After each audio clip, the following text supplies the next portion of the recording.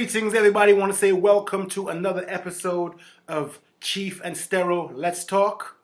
Got my man Big Chief right here. And we're going to be discussing some things of some pertinence that have been, circulating out there. And let's get into it, bro. Yeah, so today we're discussing the issues of the cancel culture, cancellation of Kanye West, based on the things that he had spewed out of his mouth in regards to the Jewish community, in addition to Kyrie Irving, the information he disseminated on his social media account, and the implication and the repercussion of what they have posted or what they have stated. So, as you know, there's been some very incendiary commentary from Kanye. And, to be fair, he has been diagnosed with bipolar. So we have to take that into account. But it's not, it's just be careful with what you say. Because in the culture of today's world, of being canceled and things of that nature, everyone is quick to, point the finger and hold you accountable for what you're saying. And being that, he's staunchly put those, feelings out there, and, there were repercussions to said speech and said particular vitriol that he espoused. And at the end of the day, he's still wealthy. A rich people problem, huh? Hey, man, at the end of the day, we still got to get up and go to work. Yeah. So, we can have an opinion and discuss it, but, at the end of the day, it's like, it is what it is. But all that being said, it's like he didn't basically say anything that wasn't already known but collectively throughout the diaspora. You know what I mean? We've known these things for a very long time. We've seen them, and it's just, it is what it is. But there becomes a situation where when he weaponizes it and state that he's going to go DEFCON 3 on the Jewish community, that's where, it's become serious. I mean, with that being said, at the end of the day, for him to have said that, knowing that, the individuals he does business with are, some of the people he does business with are of the Jewish persuasion, that was kind of counterproductive to say. Yeah. Like, like putting your foot in your mouth, basically. Yeah. You know what I mean? Had he have thought about what he was saying, he may not have put it that way in such a, terminology, so to speak. Yeah. He seemed very passionate about what he was saying, and it's not like he doesn't have a leg to stand on, but at the end of the day, the backlash that he's received, maybe he feels like it was worth it because he's free now to do as he pleases with his particular brand, And, some people are saying, Kanye is a genius, he's smart because he wanted to get out of the contract with Adidas and the Gap and Balenciaga and so forth, in which he's able to go independent. But you also have to remember that a lot of distribution, you need distribution to distribute your products to the stores, right? You need able to market it. And once you're canceled, the distribution get cut off if you decide you want to go independent from those, Adidas and so forth. The majors, right? Yes. In addition to any marketing, a lot of advertisers not going to touch you, TV station, radio station, and so forth. So I think that Kanye, in order for him to come back, he needs to rehabilitate. Somehow he has to basically take some time off. To say, hey, I'm in therapy, rehabilitating. I'm a better person than I was before, and so forth during my meltdown. It's all about let's see what happens in the future to see if he's able to make a comeback. I mean, in the past, public figures have had meltdowns. Mm-hmm. They've come back and apologized and been just as strong, if not as strong as ever. Yes. So it's possible. It's just that if he just needs to take some time and just relax, just to chill, Yeah. Because the constant barrage of, social media and just ranting and raving every other day is something else. Like, okay, what's it going to be this week? Mm-hmm. You know, albeit, you know, the last thing that he said was, what was it? That they can't control him. They can control Shaq. They can control Beyonce. They can control Jay-Z. They can control Charles Barkley. And I'm like, whoa. And that his mom was sacrificed. You know, that was pretty intense, man, you know? Yeah. So I'm saying to myself, damn, Kanye, put a muzzle on it, bro. You know what I mean? It's like, if you feel like that and you legitimately feel that that's where you stand and that's your position, okay, cool. That doesn't necessarily mean that you have to put it out into the universe. Mm-hmm. You understand what I'm saying? Yeah. So sometimes less is more. Yeah. You know? And, you know, people from my experience, individuals always say, oh, you know, Jewish community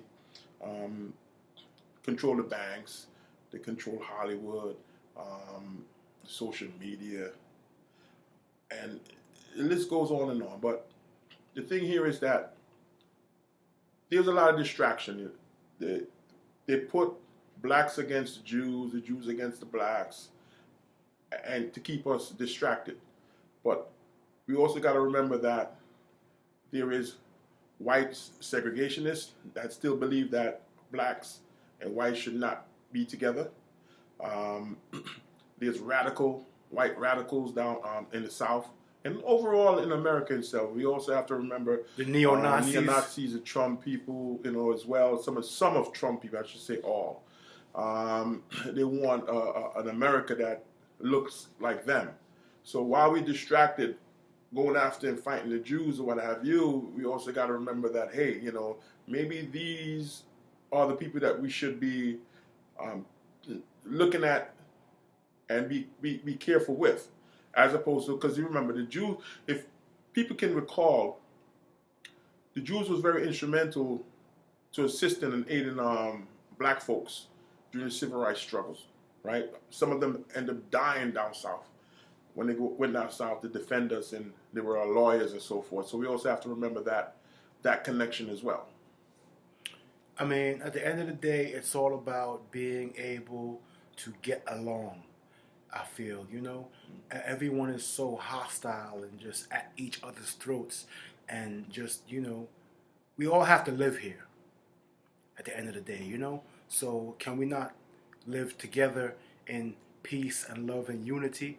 Okay, I may not have the same viewpoint as you. I may have different political ideologies. Yeah. I may feel a certain way, but that doesn't mean that I can't respect you and your position. Right. Yes. And I think that sometimes people take things personally and they tend to attack. And when someone feels attacked, they're going to go on the defensive. Yeah. So, you know, with that being said, it's almost as if, you know, right now, I'm just kind of like abreast of everything, but I don't really feel to involve myself in it, you know, to immerse myself in it, because like you said, it's a distraction. Yeah. So I'd rather focus on things that are more poignant and, you know, actually of some substance that really, you know, mean something, as opposed to things that I already know and, you know. But the craziest thing is that it's so funny that Kanye West has surrounded himself with Jewish business people and so forth. Number one, his attorneys dropped him. It's one of the largest law firms in America, and they're all Jewish. It's a Jewish law firm, right?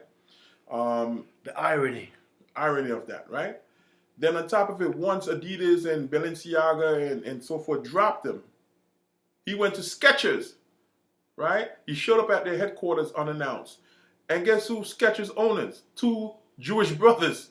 You know, he went there for a deal. So okay, I just don't get it, man. You know, who's advising him? You know, who's his handlers? I mean, I guess maybe he don't have any handlers, no advisors. Now, what it is that he has a whole bunch of sycophants and yes men around him that, you know, yes, Kanye, you're right, Kanye, you know what, that's correct. And there's no one there to really say, hey, pull up for a second, put the brakes on and just chill, stop and think. You know, when you have people who are there just for a paycheck, you know, they're not really going to have your best interests at heart. They're going to let you have free reign to do and say as you please. whether it be detrimental to you or not, Yeah. and get that paycheck. So maybe if he did have someone in his corner or his handler, so to speak, to advise him, and maybe he's getting the advice but just not taking it. Yeah. Yes. I mean, we don't know what the situation is. Yes. We're not really in that circle, so to speak. But it's very interesting, and it'll be interesting to see over the next few days and the next few weeks what his position will be and where this saga will unfold. And just let's pivot a little bit in terms of with Kyrie Irving. He had posted on his social media site a link to a documentary with regards to the Jewish community. And the funny thing here is that Kyrie, you have certain things that you want to say or you wanted to say a long time ago, things that you observe or you believe that is factual or true, which is debatable, right?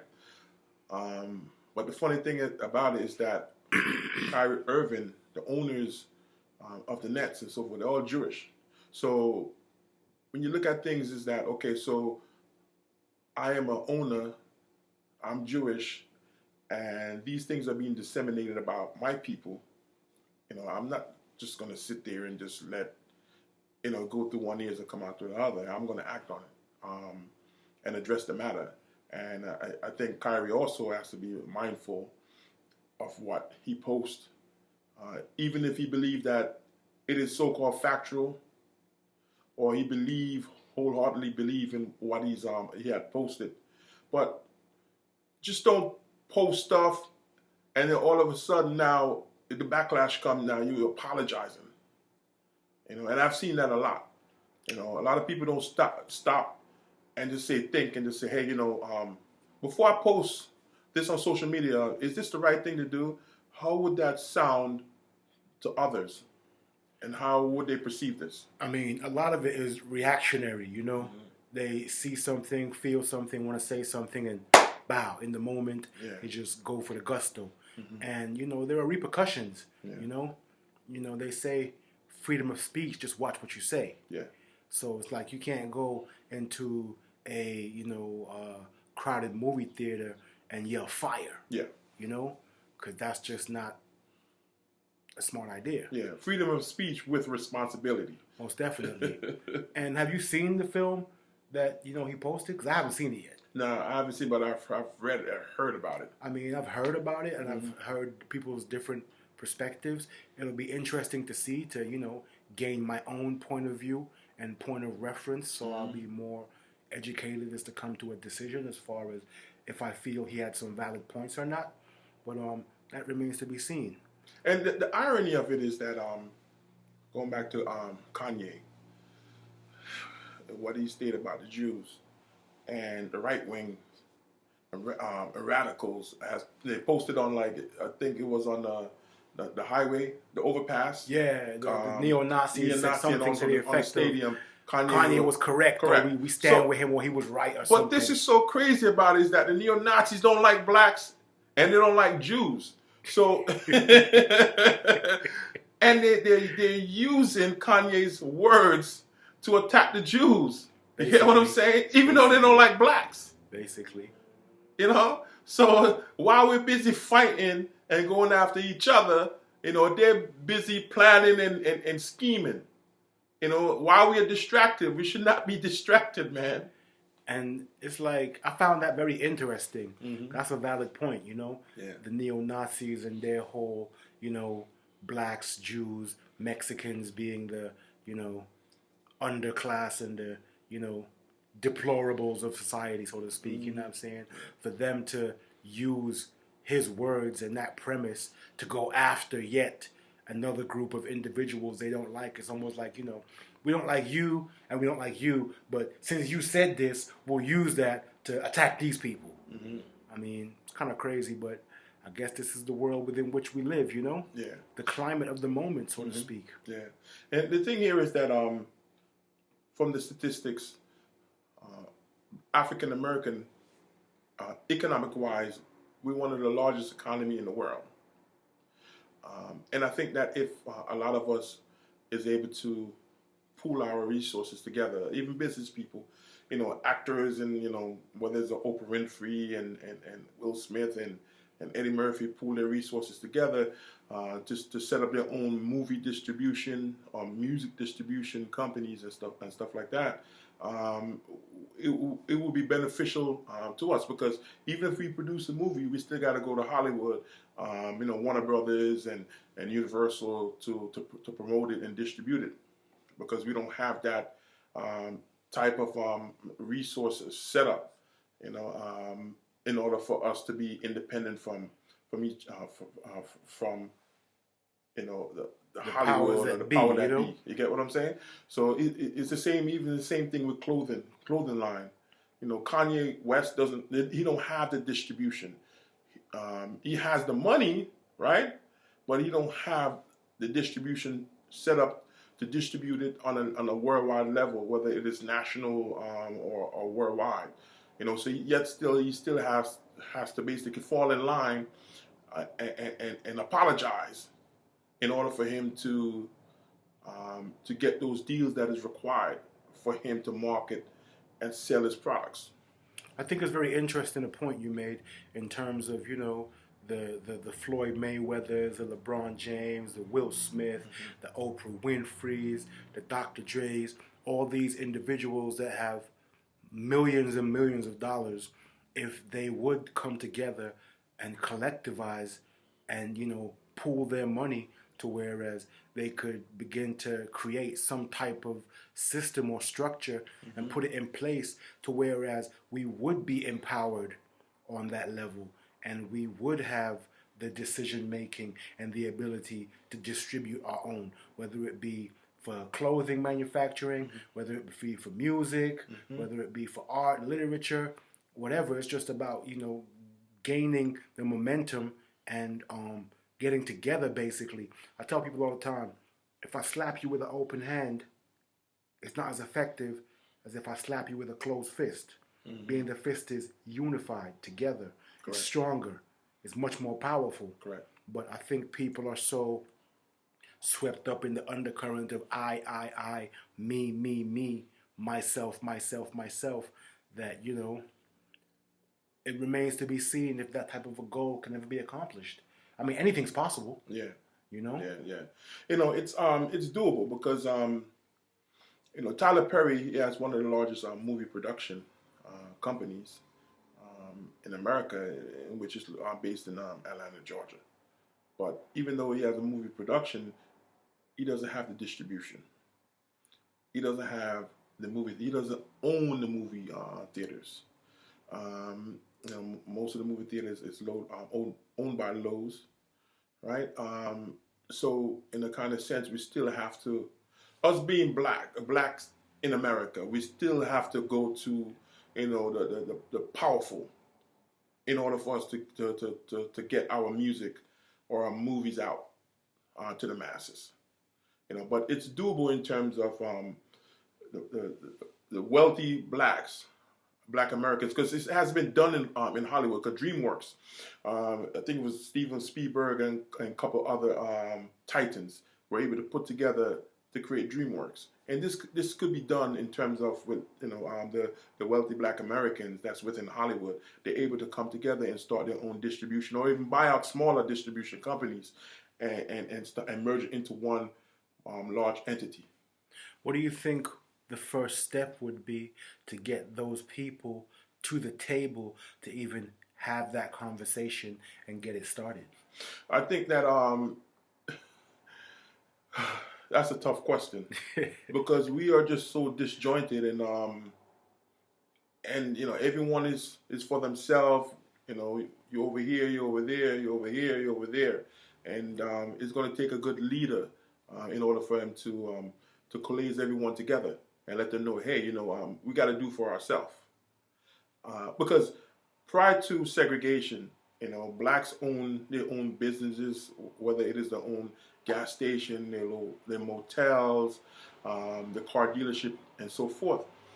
And blacks were knocking on the doors to white America to let them in, whether to eat at in the diners, staying in the hotels or motels. And they said, no. Now, when segregation ended, a lot of the blacks didn't want to frequent any black establishment anymore, because they so-called have arrived, and in which they're able to utilize the white establishment. So what happened is that a lot of black establishment, they died, and they just went away, right? And I think that if we go back to that mentality to like Marcus Garvey says, right? Self-reliance. Self-reliance. I'm not saying that, oh yeah, I'm asking for segregation back again. No, I'm not. I'm just saying that we just have to start thinking about self-reliance and start owning our own businesses, and be middleman as well, because the middleman is very important, whether it's distribution and so forth. It's very important. I mean, you got Black Friday about to come up, okay? The amount of money that the people within our community are about to put into other communities is ridiculous. If they would spend half of that money within their own community, then maybe we could, have a leg to stand on, I mean, not just necessarily buying solely black, because that's difficult as far as, having enough merchants to, support and patronize. Yeah. But, it starts somewhere, the local mom and pop store, going there, supporting that, telling your friends about it, advertising, getting the word out, networking, and just basically putting ourselves in a position where we can compete on a level so that the last come first, basically, So with saying all of this, it's a situation where, okay, Kanye West and Kyrie posted, that the link to the video,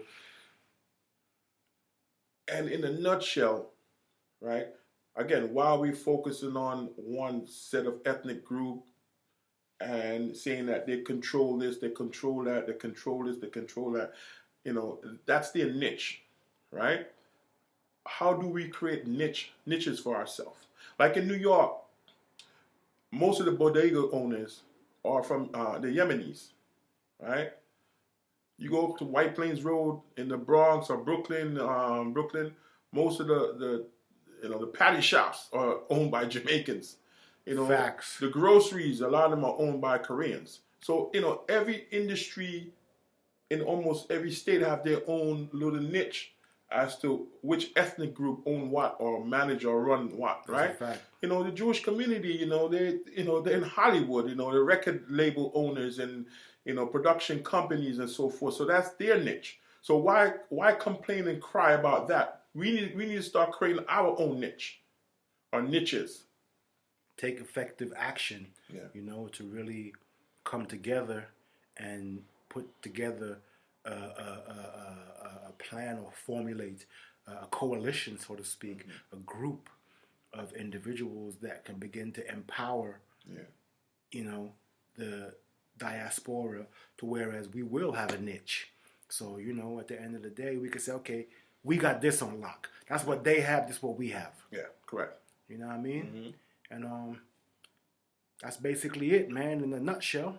So you could check us out on Socialmobie.com. That's SOCIALMOBIE.com for more content. And Big Chief, Stero, bless.